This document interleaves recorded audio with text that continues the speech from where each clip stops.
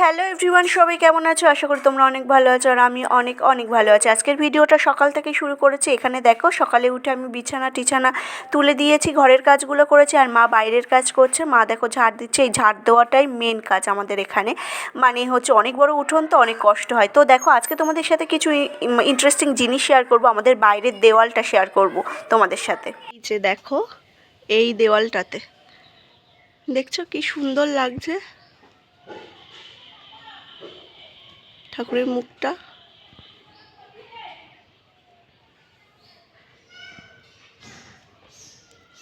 এইটুকু হয়েছে সবে পুট্টি, এখনো এই সাইডগুলো সব বাকি। তো এটা কেমন হয়েছে অবশ্যই কমেন্টে জানিও।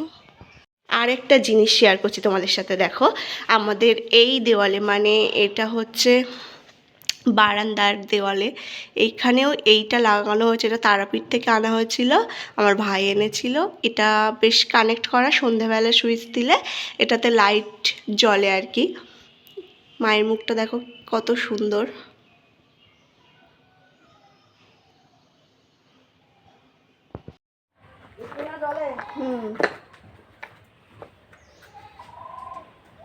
সব জামা কাপড়গুলো বের করে আনলাম, কালকে গিয়েছিলাম সব পরে। তো এইগুলো সব এখন কাচতে হবে, সেই জন্য সব একেবারে আমার মায়ের সব কিছু বের করে এনেছি। সারাদিন ঘোরাঘুরি তো, যা ধুলো বাইরে, রোদ।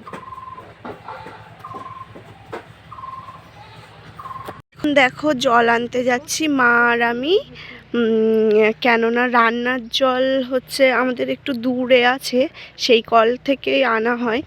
আর খাওয়ার জল তো সেই কাট করা আছে, সেখান থেকেই আর কি খাওয়ার জলটা নিয়ে আসে ভাই। মানে আমাদের ওই দিকে হাসনাবাদে যেমন ব্যারেল কিনতে পাওয়া যায়, এখানেও সেই সেম জল কার্ডের মাধ্যমে, মানে কার্ডে টাকা কার্ড দিলে সেই জল দিয়ে দেয়, আর রান্নার জলটা নিয়ে আসতে হয়।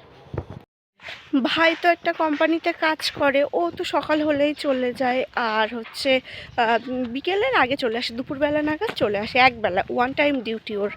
আর হচ্ছে বাবাও তো বাড়িতে নেই, বাবা তো বাইরে থাকে, কাজ করে, বাবাও কোম্পানিতে। তো বাবা আসবে কিছুদিন পরেই, বাবা চলে আসবে। আমি আর মা যা করি দুজন একসাথেই করি, যেখানে যাই একসাথেই যাই এই। আর আগে যখন আমি ছিলাম না, আমি মামার বাড়িতে তো থাকতাম, ছোটোবেলা থেকেই মামার বাড়ি থাকি, এই তো কদিন হলো আমি এসেছি। তো আগে যখন ছিলাম না, তখন আমার মা একাই করতো সব। দেখো, ওই যে কল, মানে আমাদের বাড়ি থেকে 2-3 মিনিট একটু দূরে, মানে পাড়ার ভিতরেই, আমাদের পাড়ার ভিতরেই এই জলটাই আমরা নিয়ে যাই। এই জলেই রান্না বান্না হয়। এখানে কিন্তু জল ভীষণ ভালো, আমাদের বাড়ির জলও কিন্তু খুব মিষ্টি, কিন্তু এরা কেউ বাড়ির জলে আর রান্না টান্না করে না, এই জলটাতেই সবাই রান্না বান্না করে। তো এখানেই আসি, একবার নিয়ে গেলে 2 দিন হয়ে যায়, আবার আসি নিতে। একদিন হয় মা? ও, তাহলে ওই একদিন হয়, একবার নিয়ে গেলে একদিন হয়। 2-3 বার তো রান্না হয়, তো সেই জন্য একদিন হয়, আবার আসি, এসে নিয়ে যাই। এই দেখো, মা জল নিচ্ছে। আর তোমাদের এখানকার পরিবেশটা একটু দেখাই। চারিদিকে দেখো গাছ আর গাছ। হ্যাঁ, তো মা বলছে যে ওই যে সামনে জমি আছে, দেখিয়ে আয় ধান ক্ষেত। এখানে দেখো আস্তে আস্তে 2-3টে পুকুর পড়েছে, এটা বোধহয় 3 নাম্বার পুকুর। পুকুরটা অনেক বড়। আমি না অনেক দিন আগে একবার এসেছিলাম এই দিকে, হচ্ছে আমার একটা বান্ধবী ছিল, সেই বান্ধবীটার বিয়ে হয়ে গিয়েছে। সেই বান্ধবীটা আর আমি মাধ্যমিক দিয়েছি, দেওয়ার পরে যে ছুটি থাকে না, সেই ছুটিতে এসেছিলাম। আর তখন আমের সময় ছিল ভীষণ, আমার ভালোভাবে মনে আছে। মানে আমি আর আমার বান্ধবী শুধুই আম কুড়াচ্ছি এসে। তো এখানে দেখো, এটা ধানের জমি, এখানে ওই কি বলে, ধান চাষ হয়েছে বোধহয়। হ্যাঁ হ্যাঁ, পুরোটা। আর এইটা পুরোটাই রাস্তা। আবার ওই সাইডে দেখতে পাচ্ছ, ওই পুকুর পাড়টার ওই পারে, ওই দিক থেকেও না রাস্তা আছে, তবে ওই দিকটা অনেকটা ঘুর, সেই জন্য রাস্তা দিয়ে আসাটাই বেটার। দেখো আম গাছ।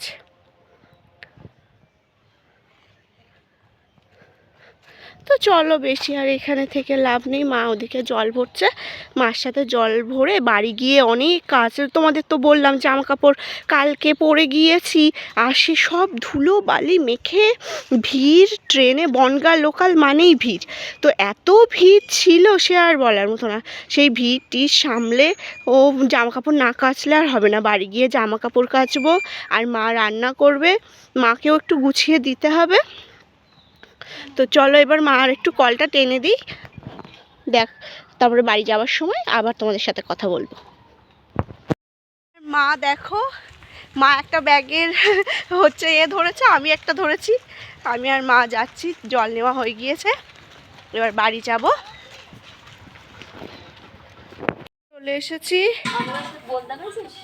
হ্যাঁ, আমার মা বলছে আম গাছের বোল দেখিয়েছিস? হ্যাঁ দেখিয়েছি আগের ভিডিওতে। তো এবার বাড়ি চলে এসেছি, জামা কাপড়গুলো কাচতে হবে, চান করব, পুজো দেব। তো তাহলে কি বলবো, মানে এত কষ্ট হচ্ছে যে ওখান থেকে হেঁটে এসেছি, তো সেই মানে কেমন একটা দম মতো লাগছে। যাই হোক, তো আমি এবার জামা কাপড়গুলো কেচে নিই, তারপরে তোমাদের সাথে আবার দেখা হচ্ছে। দেখো জামা কাপড় কাচা হয়ে গিয়েছে, আর আমি কেচে নিয়েছি, মা একটু ধুয়ে দিচ্ছে। আর এইটা এসে ওই ওই করছে। এই ওই কি, এটা আমার ভাইপো। মা জামা কাপড়গুলো ধোয়া হয়ে গেলে আমি আর মা দুজন মিলে গিয়ে নেড়ে দেবো, কেননা আমি কেচে দিয়েছি, কেচে ওখানে রেখেছি, মা একটু ধুয়ে নিক ভালো করে পরিষ্কার জলে। মা দেখো এবার জামা কাপড়গুলো নেড়ে দিচ্ছে। পিছন দিকে অনেকক্ষণ রোদ থাকবে, সেই জন্য পিছন দিকেই হচ্ছে ওই সোয়েটারগুলো নেড়ে দিয়েছি। আর বাড়ির সামনে অতক্ষণ থাকে না, তাও সামনে যতটা থাকে বাড়ির চালের উপর দিয়েছে নেড়ে কিছুটা। আর এগুলো মোটা মোটা জিনিস তো পিছন দিকে দিচ্ছে, কেননা অনেকক্ষণ রোদ থাকবে আর শুকিয়েও যাবে, তার রোদের যা তেজ, তা শুকিয়ে যাবে তাড়াতাড়ি। মায়ের সাথে চলে আসলাম আমাদের বাঁশবাগানে, মা আবার কুঞ্চি কাটতে এসেছে, তাই মায়ের সাথে চলে আসলাম। যে মা কুঞ্চি কাটছে। আর এই দেখো এটা আমাদের বাঁশবাগান, আর এই বাঁশবাগানটা পেরিয়েই ওই সাইডে আমাদের মাঠের জমি আছে, তাতে সব মেজো জেঠুরা চাষ করে, তারপরে বড় জেঠুরা, ওরা সবাই চাষ করে। আর আমাদের জমি মেজো জেঠুর কাছে লিজে দেওয়া আছে, ওরাই চাষবাস করে। আমার বাবা তো কোম্পানিতে কাজ করে, বাবা তো হচ্ছে চলে যায়, বাইরে থাকে, সেই জন্য আর কি চাষবাস করা হয় না। জমি তো ফেলিয়ে রাখলে হচ্ছে নষ্ট হয়ে যাবে, গুণাগুণ নষ্ট হয়ে যাবে বলে সেই জন্য জেঠুরদের কাছে লিজে দেওয়া আছে। আমাদের যখন যা প্রয়োজন হয় বাঁশের, এই বাঁশবাগান থেকে বাঁশ কাটা হয়। আর এই যে তাল গাছ, এই তাল গাছে কিন্তু প্রচুর তাল হয় তালের সময়, পরপর দুটো পাশাপাশি।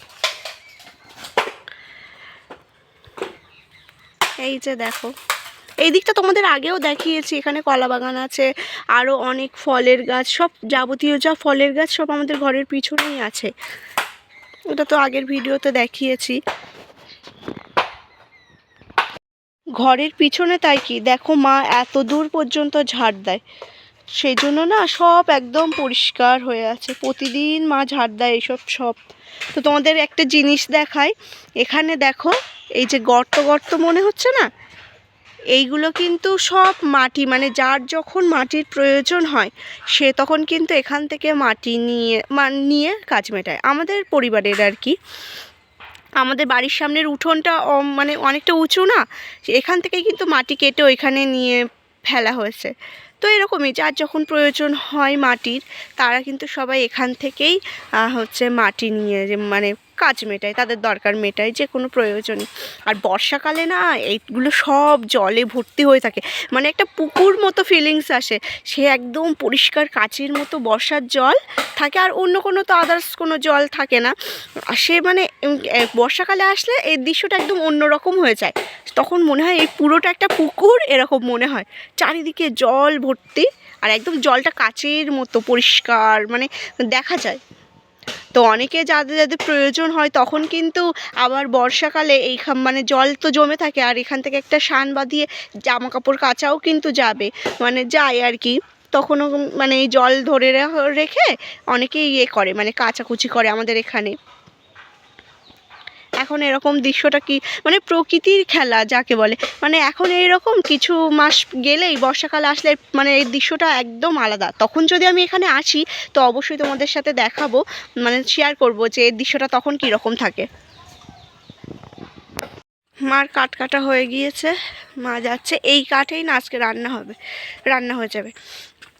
আর হচ্ছে আমার বাবা বাড়ি আসলে না কাঠের মাচা করে দেয়, কেটে কেটে সব গুছিয়ে রেখে দেয় সুন্দর করে।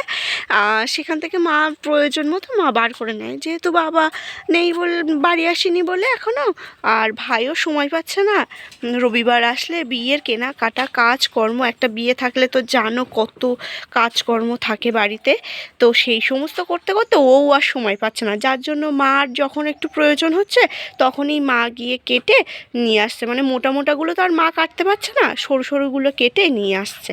তো দেখো আজকে এইগুলোতেই কিন্তু আমাদের রান্না হয়ে যাবে। একবার উনুনটা না এত সুন্দর গুছিয়ে নিয়ে বসে ধরালেই যেই সেই রান্না হয়ে যায়।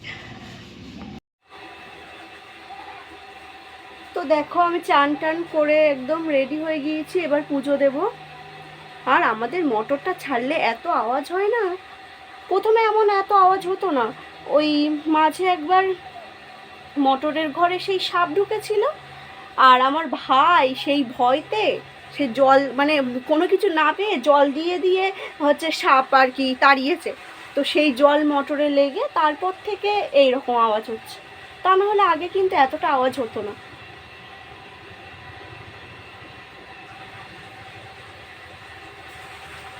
তো চলো এবার পুজো দেব, ওই ঘরে যাই, গিয়ে পুজো দেব। গ্রামে বাড়ি হওয়ার কিন্তু এই একটা ভীষণ সুবিধা, অনেক সুবিধাই আছে, তার ভিতরে একটা অন্যতম হচ্ছে ফুলের কোনো টেনশন করতে হয়, পুজো মন ভরে পুজো দিতে পারো। মানে আমাদের এখানে ফুল গাছের অভাব নেই, আর গাছে ফুলের কোনো অভাব নেই। এই দেখো একটা ক্যারি ব্যাগ ফুল আর একটা সাজি ফুল আমি তুলে আনলাম, পুজো দেবো এবার। জানালাটা খুলে দিই, আসলে এই ঘরে কেউ থাকা হয় না, তো সেই জন্য আর জানালা টানালা তেমন খোলা হয় না, এই পুজো দেওয়ার সময়ই একটু খুলি, তারপর আবার বন্ধ করে দেওয়া হয়। এবার যাই ঠাকুরের থালা বাসনগুলো মেজে এসে তারপরে একেবারে জল টল নিয়ে এসে তাই বসবো পুজো দিতে। তো তোমরা দেখতে থাকো। তো দেখো আমি থালা বাসন ধুয়ে এনে ঠাকুরদের দিতে বসে পড়েছি।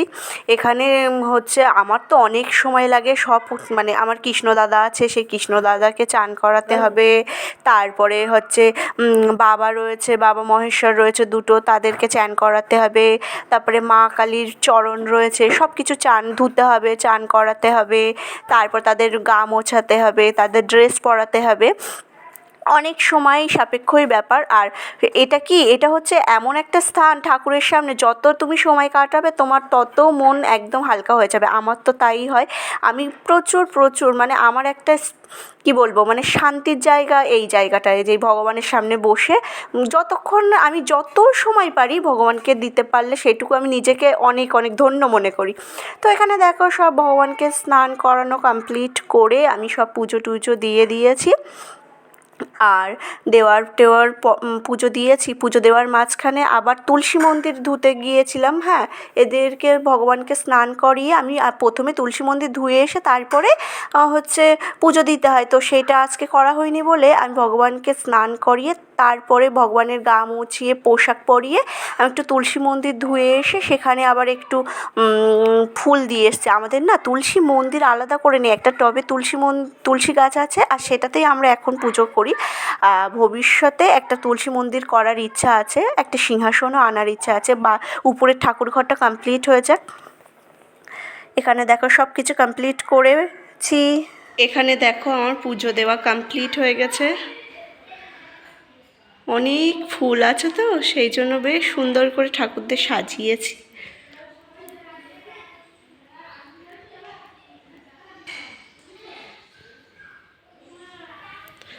আর ওই যে আমার কৃষ্ণ দাদা,